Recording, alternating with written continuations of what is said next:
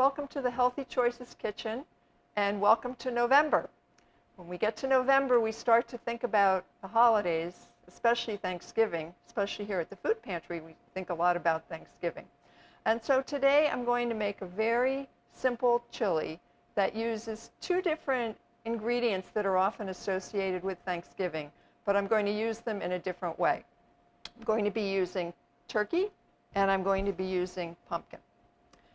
But when the holidays come along, we don't want to forget about our health. So while I'm making this, I'm going to be also discussing a little bit about hypertension or high blood pressure and the way that the foods we eat, especially sodium and potassium, can affect our blood pressure.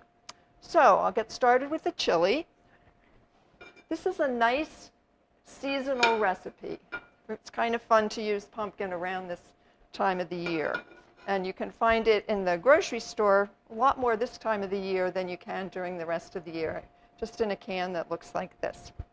So with any kind of chili, I'm going to start with a base of some onions. See, I've already started to heat the oil. I put just a few tablespoons of just vegetable oil. You could use olive oil. I just used vegetable oil there. And that should be hot and ready for my onions. So I have some onions. Oh yeah, it's hot. You can hear that sizzle. The recipe calls for one small onion. Well, my onions were really small, so I did 2 small onions. But that's always up to you. In a recipe like chili, it's very, very forgiving. You can use what appeals to you. I'm using some pepper, 1 bell pepper. This was I think it calls for a green bell pepper, but this is one that was a mixture of the red and green. I like the redder peppers better, just personally, because they're a little bit sweeter. So that's 1 pepper that's been chopped up. And then I'm going to add a little bit of garlic. This is 2 cloves of garlic that I'm going to add. And I just want these to soften a little bit. So we'll cook them for just a few minutes, not a long time. It smells to me like they're cooking very quickly, so I'm just going to turn it down just a little bit, not a lot. Now, if you don't have the fresh garlic, which I like to use, you could also use garlic powder. That's another easy way that you're going to get that same garlic flavor. Okay, so while that's cooking, just for a couple minutes, let's think about high blood pressure for just a minute. Surprisingly to me, when I was getting information on this, I found that almost 50% of adults in the United States have high blood pressure. And as you get over 65, it goes up to 78%. That's a lot of people. And so there are some things that we can do to try to help us with our blood pressure and reduce the risk of getting it. And also to control it when we have it. Because when you have high blood pressure, it can raise your risk for heart attack, stroke, and kidney disease. So one thing we can do is watch the foods that we eat, especially the sodium that we have in our food. So we want to reduce the amount of sodium that we get, which we get from a lot of sources, and we want to try to increase the foods that have potassium in them. Because potassium, if you reduce your intake of sodium and increase your intake of potassium-rich foods, that can help control your blood pressure a little bit. So you just give these a stir. These actually are almost finished and ready. I don't know if you can see, well, you can't until I tip the pan for you, but you can see the onions are starting to get a little bit opaque, as we say, and things are just starting to soften in there. And that's really all I need at that point. So the next thing I'm going to add is my turkey. This is ground turkey, and so that's what's going to go into the chili. Now, if you would rather not use ground chili, but have some leftover turkey from Thanksgiving or when you have a big turkey roast. Just going to get this out of the way. You can use your leftover turkey cut into pieces, and that would be really nice. But you wouldn't add that at this point. We would add that later in the recipe, and I'll show you when we would do that. But really, all I want to do here is break up the turkey and cook it through so that it loses its pinkness. So that's going to take a few minutes. I'm going to turn it back up again to get that going a little bit. And while this is cooking, you do want to stir it every now and then. You don't have to stir it constantly, but you want to keep breaking up that ground turkey. The ground turkey, this was a lean ground turkey, so we're going to get less fat than if we used beef, but you could use any ground meat here, actually. This was 7% fat and 93% lean. So we're going to let that sit for a few minutes, well, cook for a few minutes. So while that's cooking, let's take a look at some foods that are high in potassium. I mentioned the benefits of potassium related to your blood pressure, but also potassium is really important mineral for our body to help our nerves and cells function properly, help our muscles contract. So it's really a mineral that is very important, but one that a lot of people are not getting enough of. And if you eat a variety of fruits and vegetables, you're much more likely to get a good amount of potassium in your diet. I think the one thing that people often link with potassium is a banana. So yes, a banana is a good source of potassium. But there are a lot of other vegetables and fruits that are also. Surprisingly, potato is really one of the best sources of potassium. So we have our white potatoes, sweet potatoes, which we're very seasonal now. We're going to see a lot of them around. Cantaloupe, another good source of potassium. Our old friends, the leafy greens that are good for so many things, again, are a good source of potassium. Tomatoes, milk, all good sources of potassium. So as we're getting those foods, think how good what you're doing for yourself, getting some good potassium. Let me give this a stir. My turkey, it is cooking. It's getting white, so it's losing most of that pink. Not quite there yet, though. But now it breaks apart very easily. I think just going to need another minute or two. And we'll be ready. I'm going to turn it down just a tad. Okay. So these are the potassium-rich foods. Where do we find those foods that have a lot of sodium in them? You're probably well aware of many of the sources of salt or sodium. Salty snacks. Oops. Always check the label to see how much sodium is in these products. Canned soups can be very high in sodium. Surprisingly, and this really surprised me when I looked at the label on this, some of the condiments, mustard, very high in sodium. This is 1 teaspoon of mustard has 120 milligrams of sodium. The recommended amount of our intake for sodium a day is about 2,300 milligrams. And if you have heart disease, it's even lower than that. Another surprising source are breads.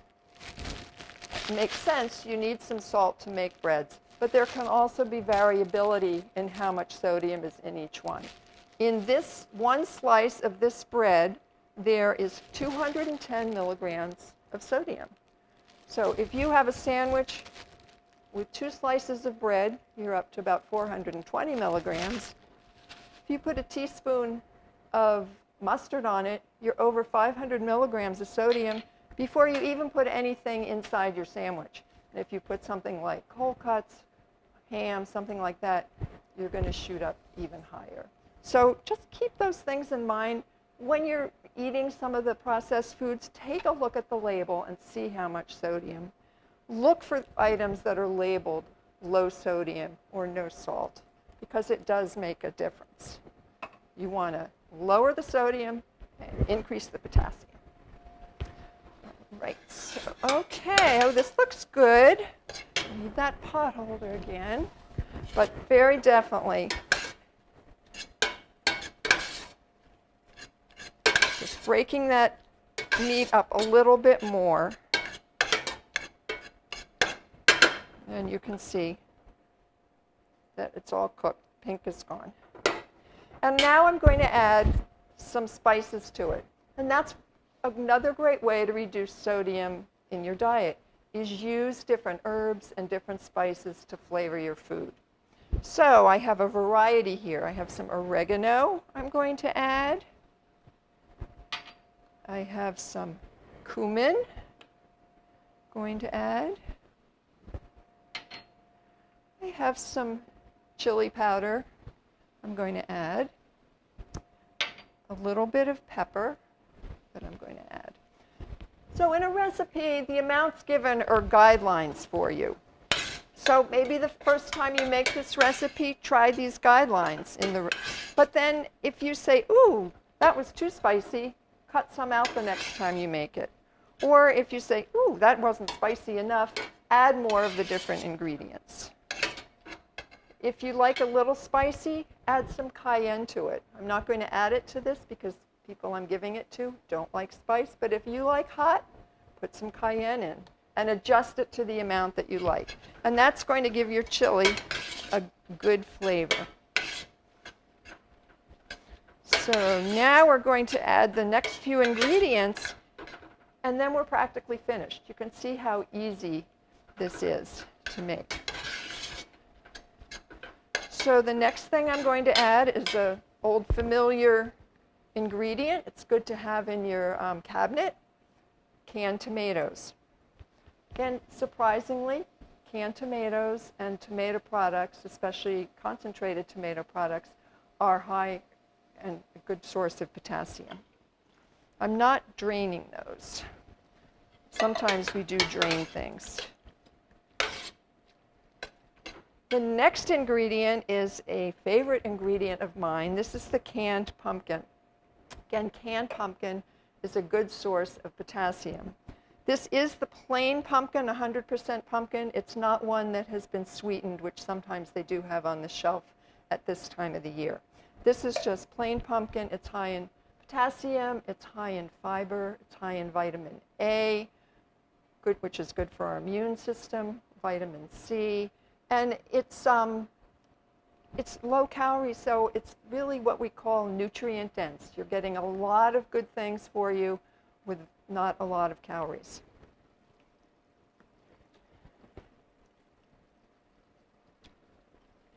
And when I made this, as I mentioned before, I always try this at home. My husband is my test for these. You never would guess that there was pumpkin in it. You give this to someone, they're not going to say, oh, that tastes like pumpkin. No, it blends in and just gives it a nice texture. So I'm mixing that in. I'm going to turn it up again because we're going to want to bring this to a boil. Going to add a can of chicken broth. You could use vegetable broth, or you could just add water. You've noticed I've chosen one that says less sodium. And that's an interesting label. Have to be careful. This does have less sodium than a regular can of chicken broth. It's not considered low sodium. I honestly couldn't find a can of low sodium chicken broth at the store when I looked for it. So this was a better choice than getting full sodium chicken broth. So I'm going to stir that around.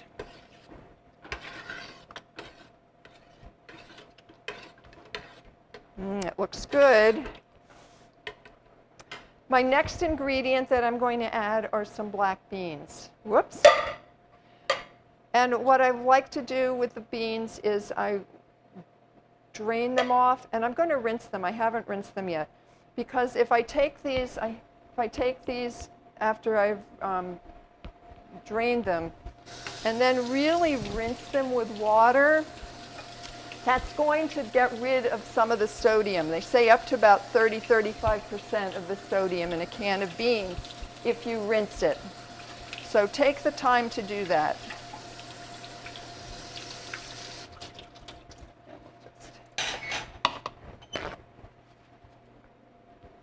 And then I'm going to put these in.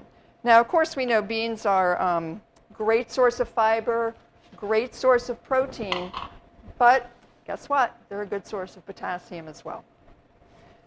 If you like a lot of beans, put in another can. You could do another can of black beans. You could do a can of kidney beans. You could do white beans, whatever you like. But now, if I mentioned before, if you want to use leftover turkey, you could do that.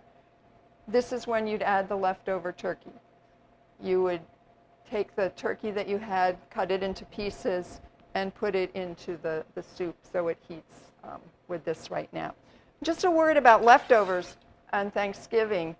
Want to be careful the way you handle your leftovers.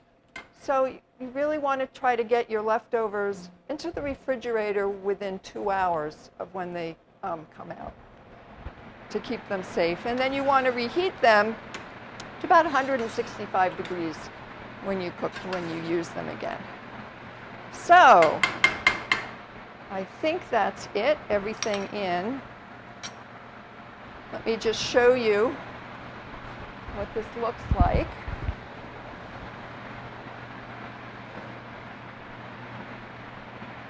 And we're just going to let that cook for a little while. Let it bubble.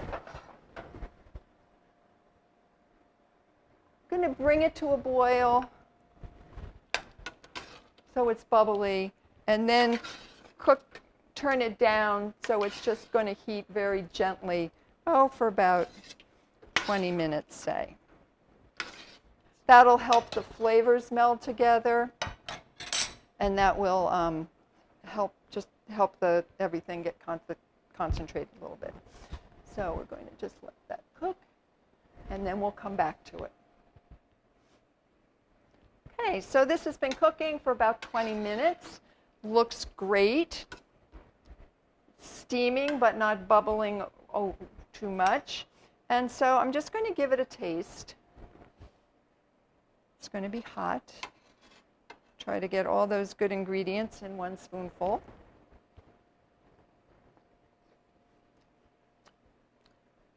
It's good. It's very flavorful. Very good. Now, if you want to add a little punch to it, one thing you can do, which is another good way of adding flavoring without adding salt, is you can add some kind of an acid. So you could add something like lime juice. I'm going to add some vinegar. This is just a little bit of cider vinegar. And it just kind of brightens it a little bit. If you like, again, it's up to you. I'm not even going to put that full teaspoon in because this really didn't need a lot of extra flavor. Very good.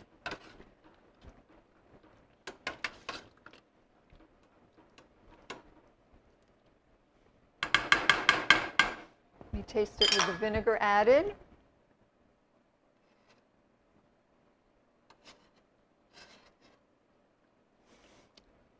But adding, as I mentioned, to citrus, it could be lemon juice, lime juice, orange juice, not necessarily to the chili, but to other things that you're cooking. Gives it a good punch.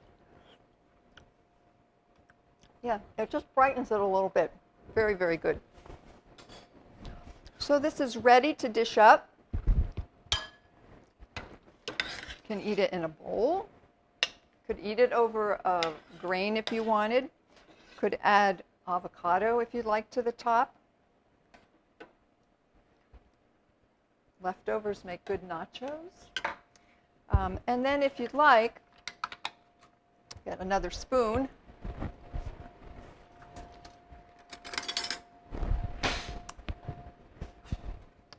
You can add a little bit of Greek yogurt to the top. It's a great substitute for sour cream, but that's another way of just adding some flavor. And like we said, you You're going to get some potassium from the dairy products.